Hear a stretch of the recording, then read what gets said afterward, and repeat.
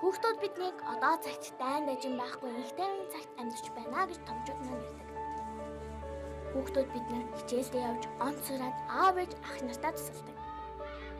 Бас найзалж нөхөрлөж, хамтдаа тоглож, их дураараа инээж баясаж, ирээдүйд ямар хүн болохооч ярилцаадаг. Хүсэл мөрөөдөл маань бидний өмнө байгаа мянган хаалгыг нээж бид ирээдүйд тэмүүлсээр бидний амьдралын хамгийн гоё, хамгийн гэрэл гэгээдийн мөчүүд хүүхэд наснд маань байдаг гэж томчууд ярьж, бас хэрвээ хүүхэд наснд хүргэж өгдөг галтыг байдаг бол томчууд бүгдээрээ л хүүхэд насндаа эргэж ирнэ гэж ярьцгаадаг. Гэхдээ энэ бол хүмүүсийн мэддэгч гэсэн анзаардаггүй, сонсдогч гэсэн анхаардаггүй зам тээврийн осол. Хэрвээ та хүүхдээ ганцааранган дэлгүүр явуулаагүй бол сургууль цэцэрлэг орчмын замд болгоомжтой явсан бол хүүхэддээ зөв дадал суулгасан бол тэр хүүхдүүдийн инээдхөр өнөөдөрч биднийг гэрэлтүүлэх байсан. 10 нас ч хүрээгүй хүүхдээр бага насны дүүг нь сургууль цэцэрлэгээс авахуулах, дэлгүүр хошоо гүйлгэх, аав ээжийн захиасыг биелүүлэх гэх зэргээр хүүхдүүд замын хөдөлгөөнд бие даан оролцох нь элбэг. Гэтэл гинэн томоогүй хүүхдүүд аав ээжийнхээ анхаарал болгоомжтой яваарай гэсэн захиасыг умартаж хэдхэн хором анхаарал сарнсан жолоочоос болж амнаас эрүүл мэндээрээ хохирч байна. Нэгэн жишээг дурдахад энэ жил улсын хэмжээнд бүхэл бүтэн нэг анги дүүрэгч тооны хүүхдүүд амиа алдаж 959 хүүхэд эрүүл мэнд сэтгэл санаагаар хохирчээ. 2015 оны 7 дугаар сард шинжилэн баталсан замын хөдөлгөөний аюулгүй байдлын тухай хуульд эцэг эх багш асран хамгаалагчдын хүүхдэд тавих хяналтын тогтолцоог тодорхойлон зааж өгсөн. Энэ хуулиар сургуулийн захиргаа эцэг эх хүүхдүүдэд гурвалсан гэрээг байгуулах болсон нь сайшаалтай. Монголын хууль 3 хоног гих явган яриагаар өөрсдийгөө зөвтгөх эцэг эхчүүд гарын үсэг зурах төдийгөр л үүргээ хязгаарлалцдаг. Шинэ хууль хүмүүсийн сэтгэлгээ ухамсарт хэр шингэцтэй байгааг нь зам тээврийн ослын тоо одоо ч буураагүй байгаагаас харж болно. Тэр хүүхдийг эрсдлээс хамгаалах одоо төрийн бус байгууллагууд одоо зөндөө олон байгаа.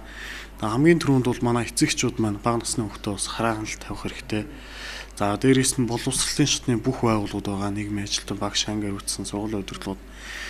Зам хөдөлгөөний аюулгүй байдлын тухай хуулийн 13/2-7 заацны дагуу бас бид нэр зам зэтгийн байгууллагаас ер нь бол одоо тодорхой хэмжээгээр хүүхдийг эрсдэл учруулж байгаа багш болон эцэг асран хамгаалагч нар бол арга хэмжээ тоотж байгаа. Тэгэхээр бол ер нь бол одоо төрийн бус байгууллага гэх юм бол хүүхд хөгжлийн төв байна, хүүхдийн эрхийг хамгаалаа гээд олон байгууллага байна.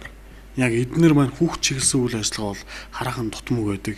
Хөвчлэн баяр наадмаар одоо унаач хүүхд мориноос хүүхд унлаа гэдэг үгээр л нэг гарч ирэх байдлаа. Тэгэхээр бол ер нь хүүхдийг бол яг аюулгүй байдал эрсд учруулахаас өмнө бол эцэг боловсролын байгууллага, зөвхөн цагдаагийн байгууллага гэхүүр зөндөө олон байгууллагууд байгаа. Эднэр бас хүүхд чиглэсэн үйл ажиллагааг бол бас зохион байгуулах, үр дүнтэй явуулах ажиллагаа бол хэрэгтэй л байна. Нэг сардаал гэхэд 22 өдөр сургууль гэр хоёрын хооронд явахдаа замын хөдөлгөөнд оролцдог бага насны хүүхдийн осол эндэгдлийн тоо нийт зөрчлийн 15%-ийг нь эзэлдэг. Нийт нас баралтын шалтгааны 3 дугаарт зам тээврийн ослоос шалтгаалсан нас баралт орж байна. Осол өртөгчдийн 54% нь толгойд, 13.4% нь цээжиндээ гэмтэл авдаг гэсэн судалгаач бий. Цаг хугацааны аясаар ясны бэртэл бороологч ослоос шалтгаалсан урхаг төвчин хичнээн жил шаналгаж мэднэ. За яг хуу гэмтлийн хувьд бол харилцан адилгүй янз бүрийн гэмтлүүд байгаа. Зам тээврийн ослоос л ихэвчлэн гар хөл мөчтийн гэмтлүүд их тохиолддог. Бас цөөн тооноор тархины гэмтлүүд бас их байна. Яг хуу эмчилгээний хувьд бол яг хуу гэмтлийн зэрэгээс шалтгаална.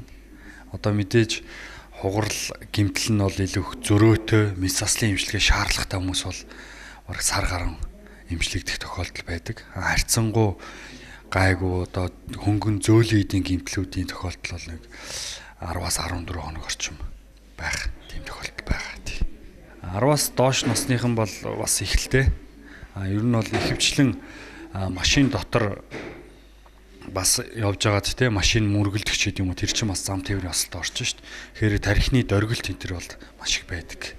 Тэгээд явган явж байгаа хүмүүс бол мөргүүлэх тэр тохиолдолд ихэвчлэн мөчтийн гэмтэл тохиолддог бол машин дотор явж байгаад ихэвчлэн тархитлагооны дөргөлтүүд давхар өөр хавсарсан гэмтлүүдтэй байна. тохиолдол их байдаг. Ер нь бол яг хуу манайх ачаалттай ажилладаг байгаа. Тийм яг хуу орд ирийг бол яг хуу манайх хүүхдийн 1 2 дугаар тасаг гэж 2 тасаг байждаг. Тэрэн дээр бол хуваагаал дүүргээр нь хуваагаа твтүүлдэг. Харьцангуй ачаал ихтэй л байдаг та. Ерөнхий боловсролын тогтолцоонд өөрчлөлт орсноор 6 настай хүүхэд сургуульд сурах болсон. Бага насны хүүхэд бие даан замын хөдөлгөөнд орж чадах уу гэдэг нь эргэлзээтэй. Энэ жил осол дөртөн амиа алдсан 48 хүүхдээс 23 нь 6-аас 10 насны хүүхдүүд байна. Тэд явган зорчигч хэлбэрээр асран хамгаалагч эцэг эхгүйгээр замын хөдөлгөөнд оролцох үедээ осол дурджээ. Ихэвчлэн 11:30-аас 14:30, 16:30-аас 18 цагийн хооронд гарсан байдаг. Энэ нь хүүхдүүдийн сургуульдаа очдог гэртээ харих цаг.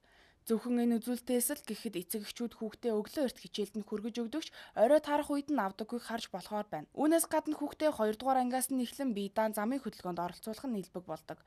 Ингэснээр хүүхдүүд найз нөхөдтэйгөө тоглож наадан анхаарал болгоомжгүй явах үедээ осолд орох тохиолдол гардаг байна. Шинэ хуулиар хүүхдийг ганцаархан замын хөдөлгөөнд оролцуулбал хөдөлмөрийн хөлсний доод хэмжээ 192 мянган төгрөгөөр торгодог болсон ч хуулиа хэрэгжүүлдэг эцэг эхчүүд цөөн байна.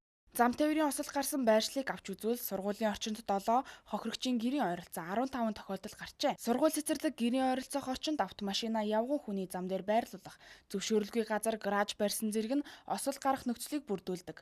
Учир нь хүүхдүүд намхан учраас машинд бууд сууж байгаа нь жолоочид харагддаггүй байна. Энэ ихчих руугаа явд нэг маханд явчихсан. Синжи хатсан цугаад наашаа гэрлүүгээ хомоноо тэнд сод Монгол колонк өгдөө.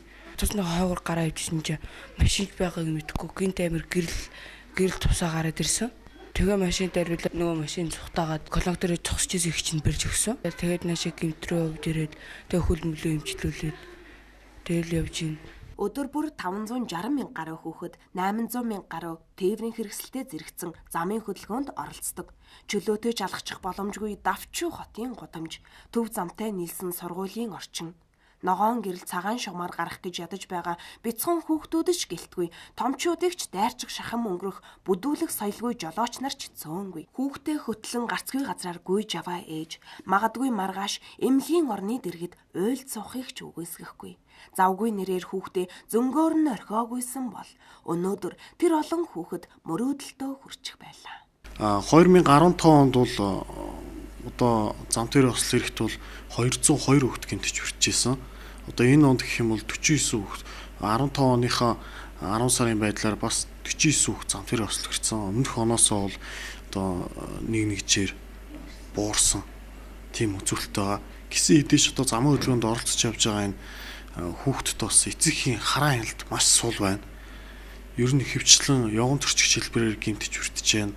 Мөн дээрээс нь тухайн тэр эрсдэлтэй авч явж байхдаа бол хамгаалах бүс зориултын хамгаалтын суудал дээр нь одоо суулгаж айлгуудыг хангаж явуулахгүй болноос ер нь зам дээр осол өртөж байгаа шалтгаан нөхцөл болж байгаа. Хамгийн үнэтэй баялаг болох 100 хүүхдийн амь нас, эрүүл мэнд, хувь тавилан, томчууд бидний хариуцлагаас шалтгаалan эрсдэж байна. Үүнээс бусад шалтгаанаар хичнээн хүүхэд гэмгүй хохирогч болж үлдэж олон хүүхдийн нүүрэндх инээмсэглэл гунигаар солигдож байгааг бид таашгүй. Инхри бяцхан үрс минь эх орныхоо ирээдүг өнгөлөх одод. Гэтэл тэртээд биш дэргэд минь гялалзах одод цөөрсөөрл.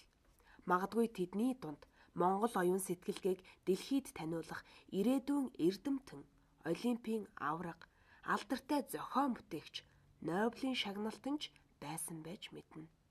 Амнаас тасарсан ам, балчирхан үрсээ зам тээврийн ослоос хамгаалъя.